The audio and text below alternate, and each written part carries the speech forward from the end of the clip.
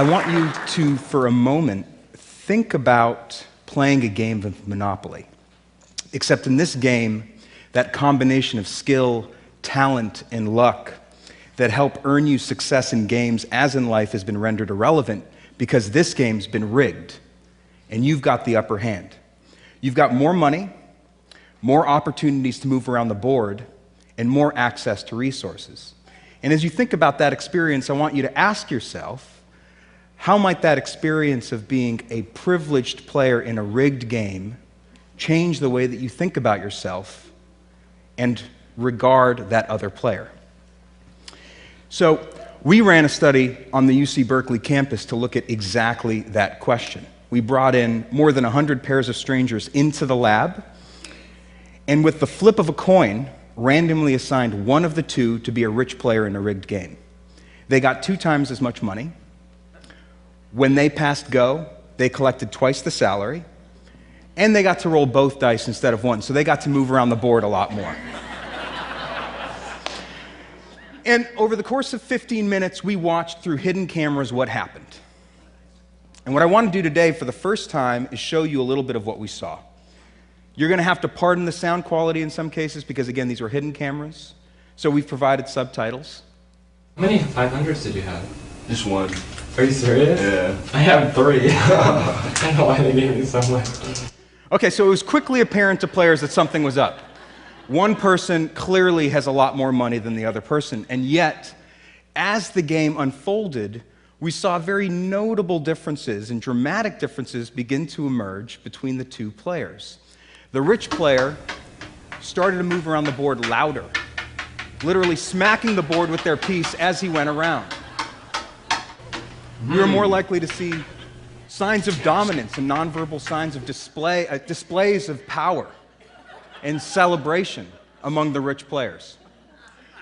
All right, we had a bowl of pretzels positioned off to the side. It's on the bottom right corner there. That allowed us to watch participants' consumatory behavior. So we're just tracking how many pretzels participants eat. Are those pretzels a trick? I don't know. Okay, so no surprises. People are on to us. They wonder what that bowl of pretzels is doing there in the first place. One even asks, like you just saw, is that bowl of pretzels there as a trick? And yet, despite that, the power of the situation seems to inevitably dominate, and those rich players start to eat more pretzels. I want to try pretzels. I love pretzels.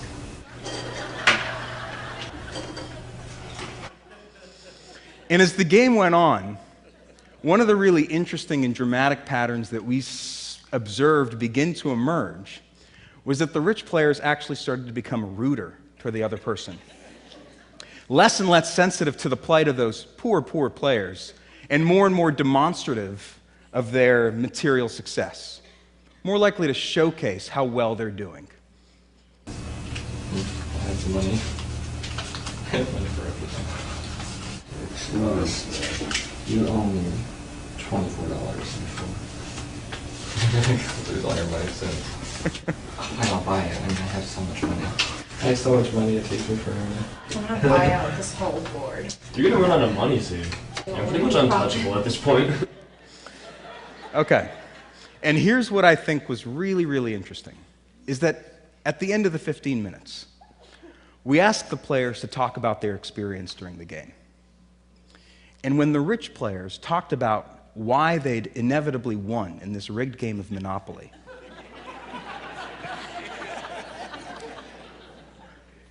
they talked about what they'd done to buy those different properties and earn their success in the game.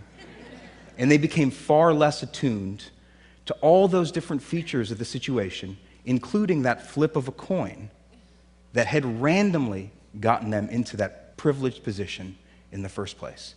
And that's a really incredible insight into how the mind makes sense of advantage. Now, this game of Monopoly can be used as a metaphor for understanding society and its hierarchical structure, wherein some people have a lot of wealth and a lot of status, and a lot of people don't. They have a lot less wealth, and a lot less status, and a lot less access to valued resources.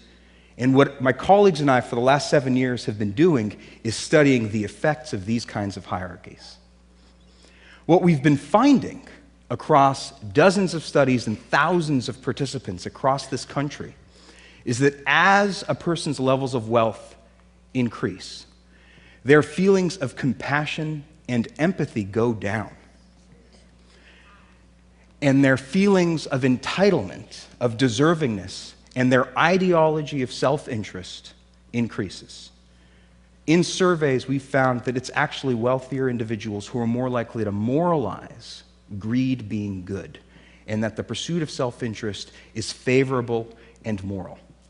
Now, what I want to do today is talk about some of the implications of this ideology of self-interest, talk about why we should care about those implications, and end with what might be done.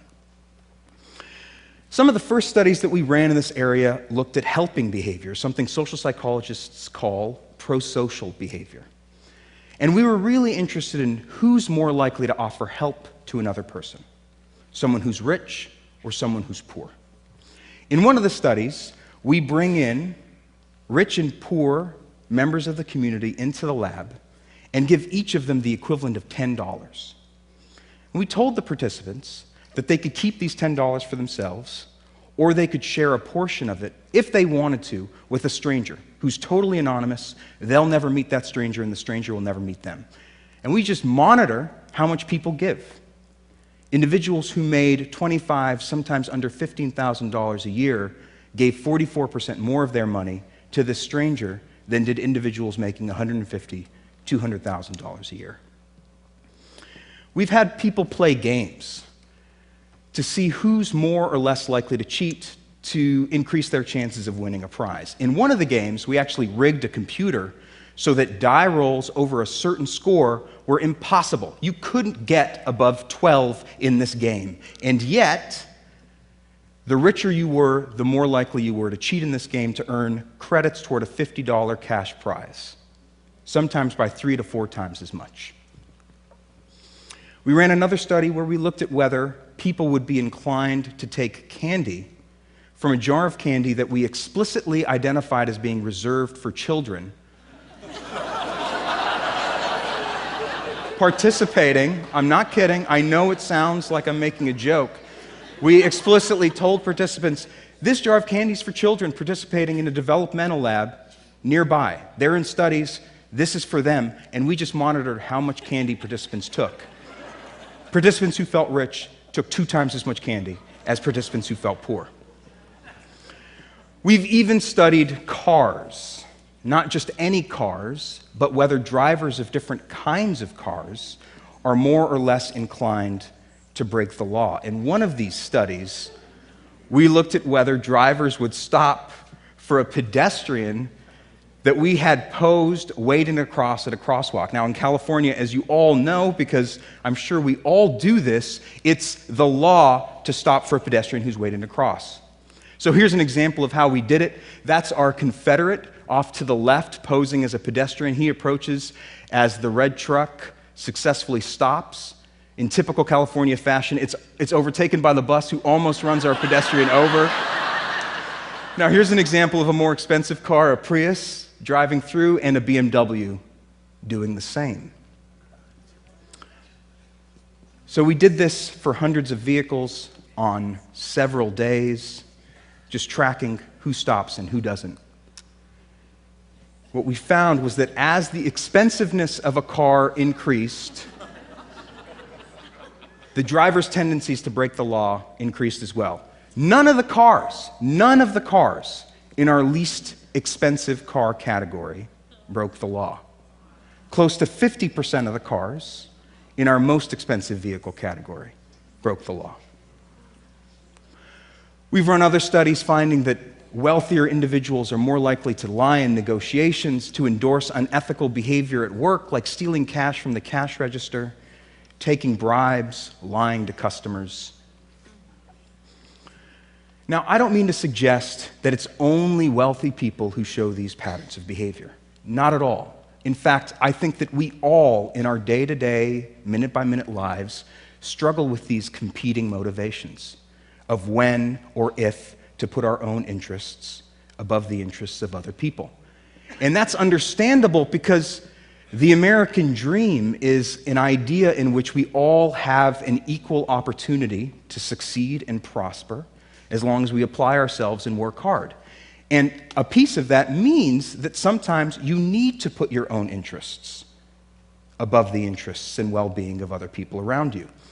But what we're finding is that the wealthier you are, the more likely you are to pursue a vision of personal success, of achievement and accomplishment to the detriment of others around you.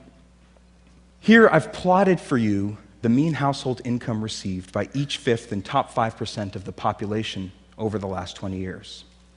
In 1993, the differences between the different quintiles of the population in terms of income are fairly egregious. It's not difficult to discern that there are differences. But over the last 20 years, that significant difference has become a Grand Canyon of sorts between those at the top and everyone else. In fact, the top 20% of our population own close to 90% of the total wealth in this country. We're at unprecedented levels of economic inequality. What that means is that wealth is not only becoming increasingly concentrated in the hands of a select group of individuals, but the American dream is becoming increasingly unattainable for an increasing majority of us. And if it's the case, as we've been finding, that the wealthier you are, the more entitled you feel to that wealth, and the more likely you are to prioritize your own interests above the interests of other people and be willing to do things to serve that self-interest, well, then there's no reason to think that those patterns will change. In fact, there's every reason to think that they'll only get worse. And that's what it would look like if things just stayed the same at the same linear rate over the next 20 years. Now, inequality, economic inequality, is something we should all be concerned about, not just because of those at the bottom of the social hierarchy, but because individuals in groups with lots of economic inequality do worse. Not just the people at the bottom, everyone. There's a lot of really compelling research coming out from top labs all over the world showcasing the range of things that are undermined as economic inequality gets worse. Social mobility, things we really care about, physical health, social trust, all go down as inequality goes up. Similarly, negative things in social collectives and societies. Things like obesity and violence, imprisonment and punishment are exacerbated as economic inequality increases. Again, these are outcomes not just experienced by a few, but that resound across all strata of society. Even people at the top experience these outcomes. So, what do we do? This cascade of self-perpetuating, pernicious, negative effects could seem like something that's spun out of control, and there's nothing we can do about it. Certainly nothing we as individuals could do. But in fact, we've been finding in our own laboratory research that small psychological interventions, small changes to people's values, small nudges in certain directions can restore levels of egalitarianism and empathy. For instance, reminding people of the benefits of cooperation or the advantages of community cause wealthier individuals to be just as egalitarian as poor people. In one study, we had people watch a brief video, just 46 seconds long, about childhood poverty that served as a reminder of the needs of others in the world around them. And after watching that, we looked at how willing people were to offer up their own time to a stranger presented to them in the lab who was in distress. After watching this video, an hour later, rich people became just as generous of their own time to help out this other person, a stranger, as someone who's poor, suggesting that these differences are not innate or categorical, but are so malleable to slight changes in people's values and little nudges of compassion and bumps of empathy. And beyond the walls of our lab, we're even beginning to see signs of change in society. Bill Gates, one of our nation's wealthiest individuals, in his Harvard commencement speech, talked about the problem facing society of inequality as being the most daunting challenge. and talked about what must be done to combat it, saying, humanity's greatest advances are not in its discoveries, but in how those discoveries are applied to reduce inequity. And there's the Giving Pledge, in which more than 100 of our nation's wealthiest individuals are pledging half of their fortunes to charity. And there's the emergence of dozens of grassroots movements, like We Are the 1%, the Resource Generation, or Wealth for Common Good, in which the most privileged members of the population, members of the 1% and elsewhere, people who are wealthy, are using their own economic resources, adults and youth alike. That's what's most striking to me. Leveraging their own privilege, their own economic resources to combat inequality by advocating for social policies, changes in social values, and changes in people's behavior that work against their own economic interests, but that may ultimately restore the American dream. Thank you.